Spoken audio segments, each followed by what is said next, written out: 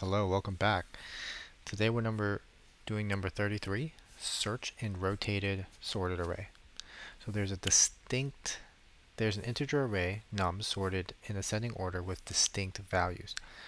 Prior to being passed to your function, nums is possibly rotated at an unknown pivot index, k, such that the resulting array, k,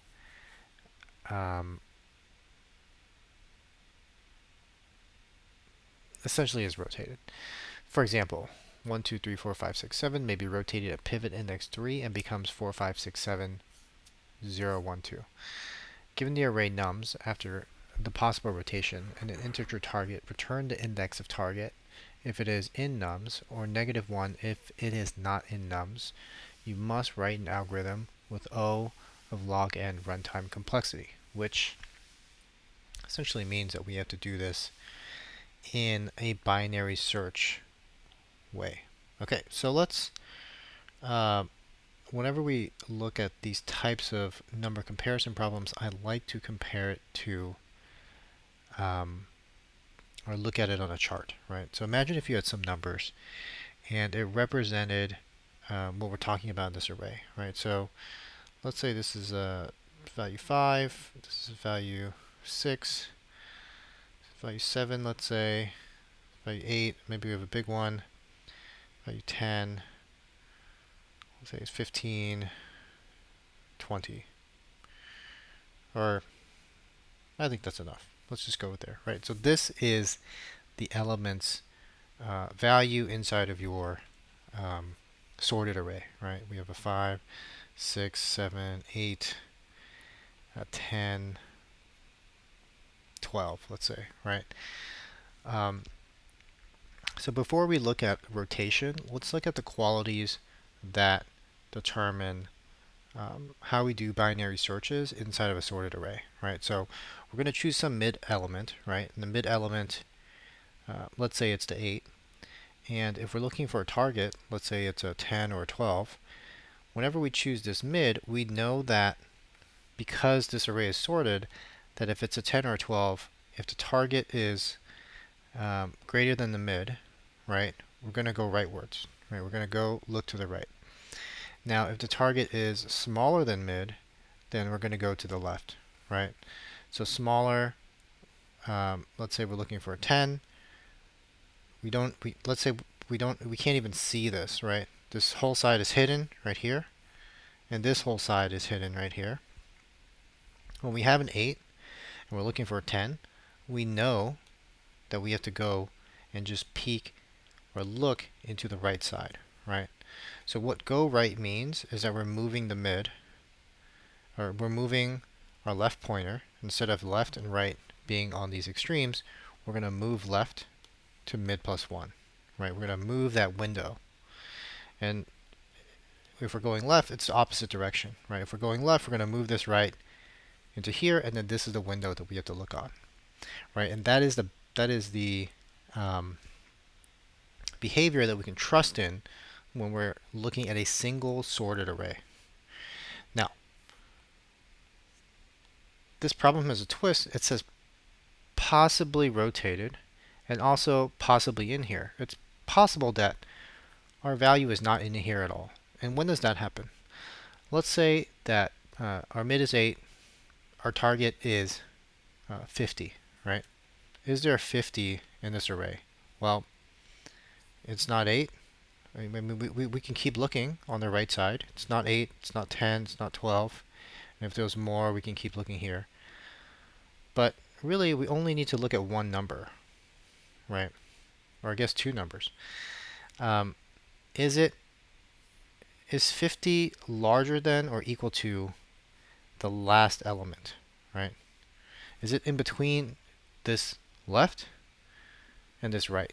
Okay, so is our target in between 5 and 12, right? Because we have the bounds of this array, we actually already know if our target is within the bounds, if it's smaller than the bounds, right? This kind of out of bounds scenario, right? It's too small.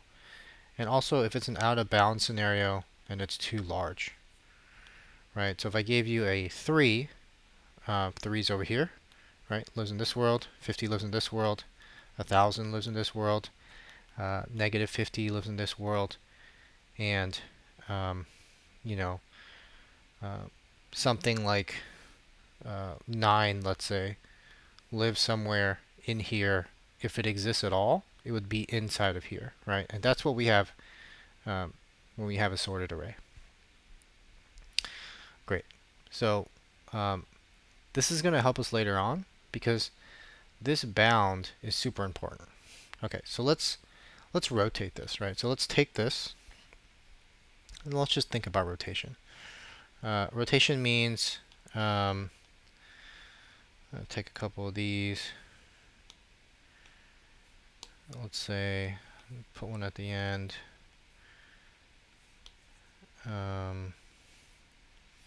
So what does rotation mean? Rotation means like that, right? The rotated array is like this. So what happens at this point? Well, what happens at this point is instead of a single sorted array like this, we kind of have potentially 2 sorted sections, right? We potentially have one that continues to go upwards and then kind of cuts itself off and then continues to go upwards here.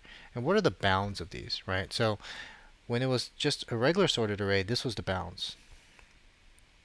Right, this is like a triangle that represented the bounds. Right, here it was 12 and here it was 5. Right, anything less than 5 is out of bounds, anything more than 12 completely out of bounds.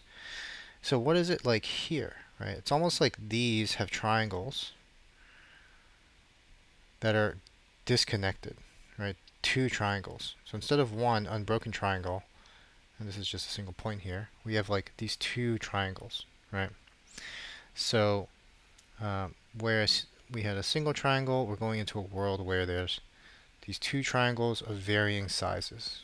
I'm not sure what size it could be. It could be a really large triangle next to a really small one. It could be a really small one next to a really large one. This is the world that we're in, right? 2 distinct triangles. Okay. So what happens when we choose a mid?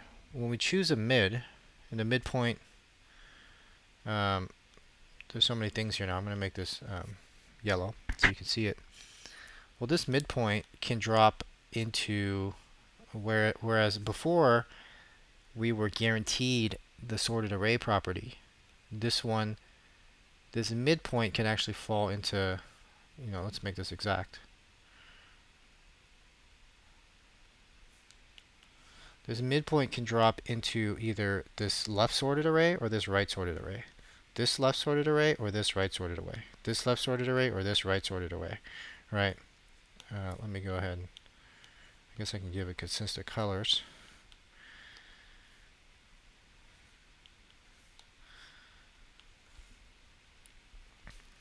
Right? And what is the significance of these 2 arrays? Right? So these 2 arrays, the significance is that the guarantees are different. Right? So let's say it drops into this left sorted array.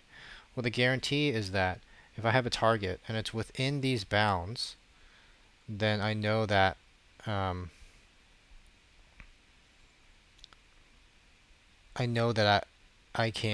supposed to check within these bounds, right? Sorry, it's not these bounds. So it depends where mid ends up, right? So let's say we can actually use the real numbers here. What numbers do we have there? 8, 10, and 12, right? So this is 8, 10, and 12. Let's say this is 8, 10, 12, and this was 5, 6, 7, 8.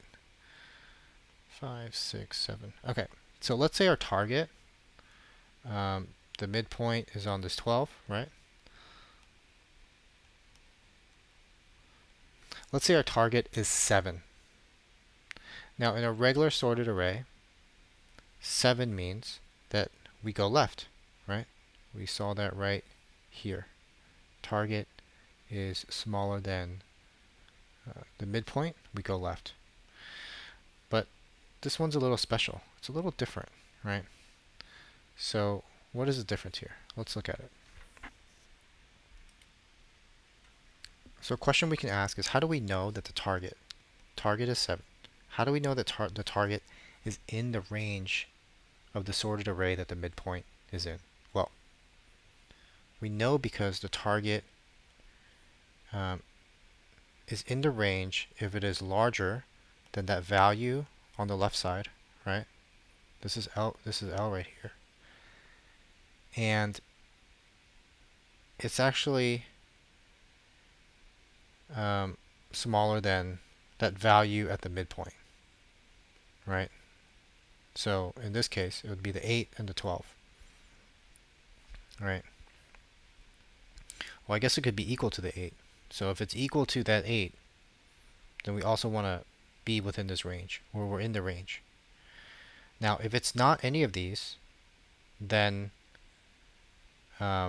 so let me just write it out. If the target is larger than the left, larger or equal to the left, or smaller than the mid, then we want to go left, right? If the midpoint is 12.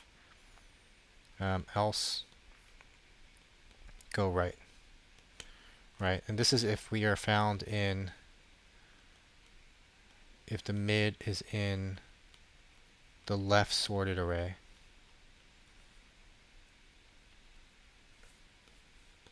Right? So what are the conditions if the mid is actually in the right sorted array? Right? So let's say it's we somehow ended up at this 6, right? Well, what number could we possibly be looking for? Well, let's say the target was, we can just go through any of the numbers. Let's say the target is 8. Well, 6 is larger, 6 is smaller than 8, right? But what we care about is the bounds that's represented by the right and the bounds that is represented by the left in this array. So, what is the bounds represented by the right? So how do we know that it's in the right? Well, if the mid is larger than the target, and that is smaller than or equal to that value on the right side, right? That's this right here. That's that bounds. So let's choose a number. Let's choose another number. Let's say we're looking for 5 and the mid is 6.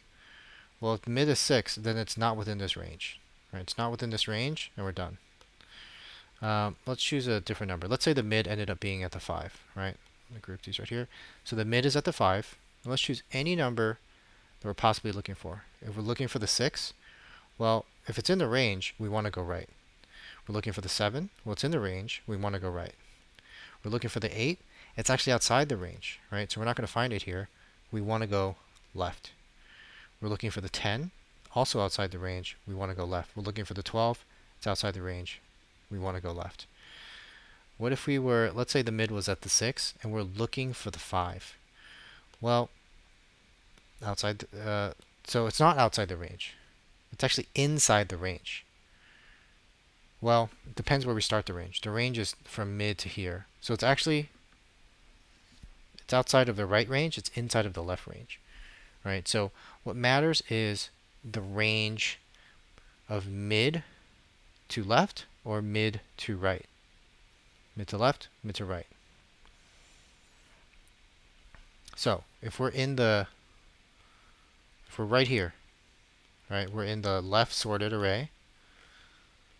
These are the conditions. I'm just going to duplicate this. If we're in the right sorted array, these are the conditions, right? If we're in that boundary, we go right. Otherwise, we go left. Now there is a strange edge case here. Depending on how we determine mid, right? Typically, mid will be something like right plus left divided by 2. But this is actually a floor operation, right? We could get stuck in a weird situation. Let's imagine if there was only 2 elements in the array. Now let's call it 3 and 1, and our target was 1, right? T equals 1. Well, these are the indices. Go ahead and make that gray. 0 plus 1 divided by 2. It's always going to be 0. We're always going to end up here, right? So this is an edge case that we have to check out for. And how do we think about this? Imagine this in a real scenario. We have something of graph 3, something of graph 2. Mid is here. Sorry, of 1. Mid is here. Well, first we're going to check if the target is found. And if it's not found, if mid is left, we can actually just, you know, we can actually just increment left, right? And this type of situation also happens to help if we're dealing with an array of duplicates, because if you're looking at, this situation, like let's say we have this triangle here, and we have duplicates, right?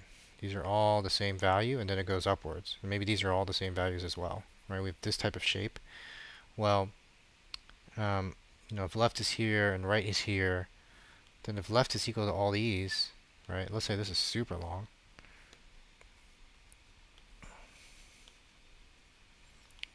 If left is equal to all these, we can actually just increment left until some new information is formed, right? This is kind of unrelated, but it's just to help you think about what is helpful when we get into certain situations outside of the comparison between target and mid or whatever, and we can move these pointers where it's beneficial for us. So this is that edge case that we're going to have to program for. Okay, so there's a lot here, but I am confident that we will figure this out. So let's say that this one is blue, right? It's if we're in some type of left sorted situation.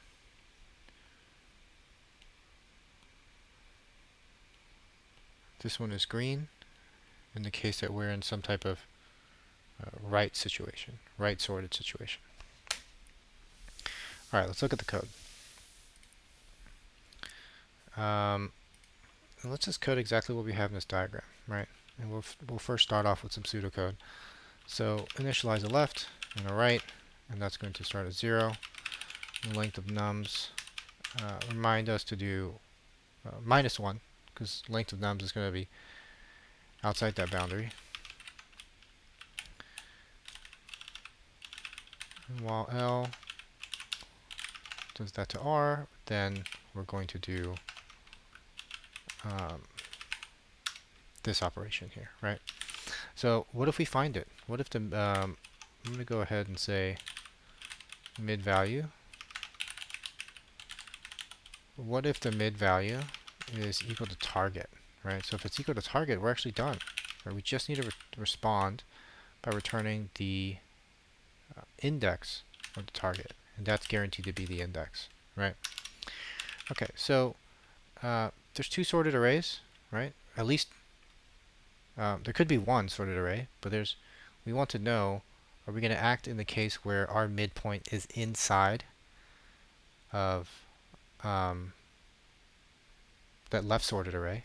So if in left sorted array, and the way that we check that, let's think about that. The way that we check that, if we look at the chart that we have right here,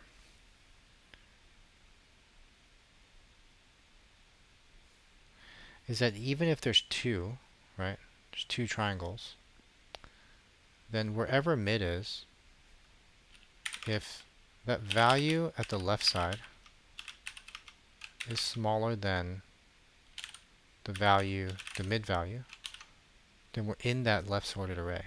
Okay, let's just double check our sanity check here. So let's say this was mid, then we're in this left sorted array. If mid was here and this was the left value, then the value is actually larger and we're actually in the right sorted array. And if mid was here and left was here, then we're in this sort of left sorted array. So we're in this left sorted array, right? Else we're in right sorted array.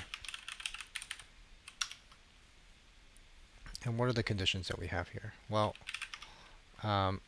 if the left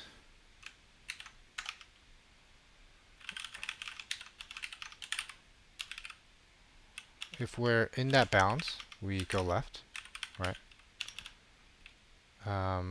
Else we go right.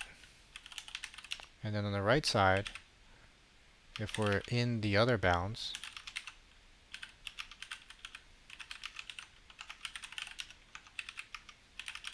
we go right.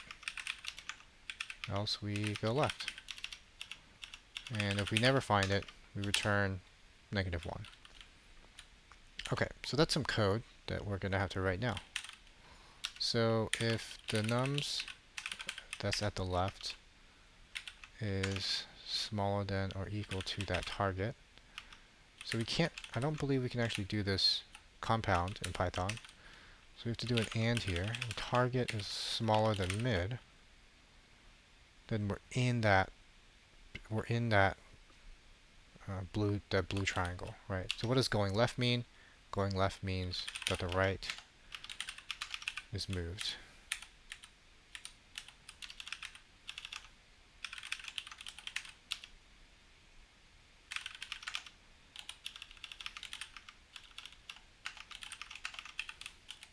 Okay, and if we're in the right sorted array, if the mid is smaller than the target, and this is equal to nums at right, and the mid is actually the mid value, and the target is there, okay, then we want to go right.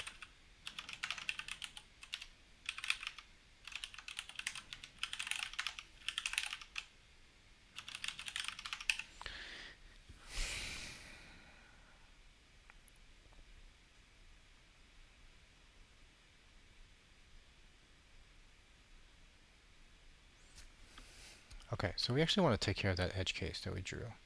If there's two elements, then if the mid value is actually equal, right, because there's no duplicates, if it's actually equal to this left value,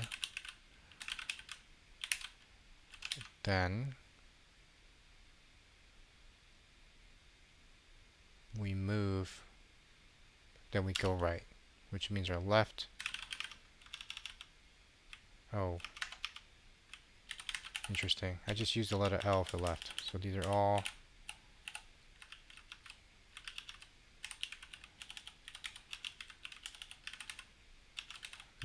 invalid.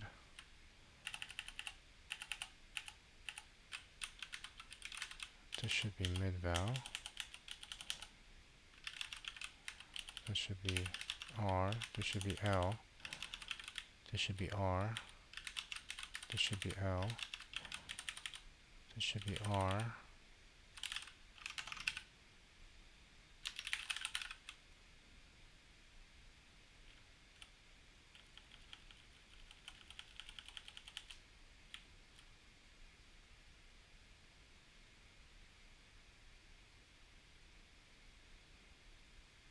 Okay, so let's think about bounds. What if mid was on the...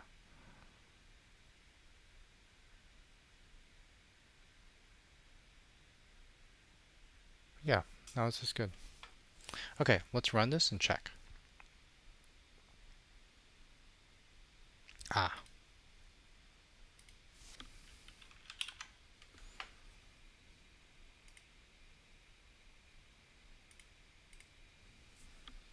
Okay, so I'm going to check that before I run it again. You're not always going to have a compiler that works, so you want to check, especially in some interviews where they'll just give you a Google Doc, especially if that company invented Google Docs. Then they like giving you the no syntax highlighting plain text document. Well, I guess it's rich text. Okay. Doesn't look like there should be a syntax error.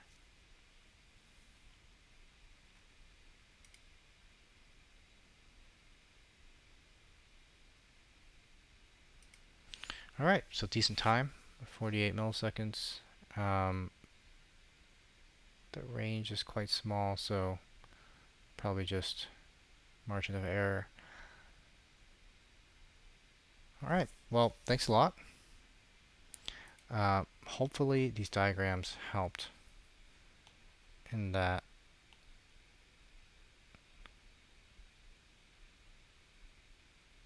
creating these triangles of values that are bounded is a helpful exercise. See you next time, and happy coding.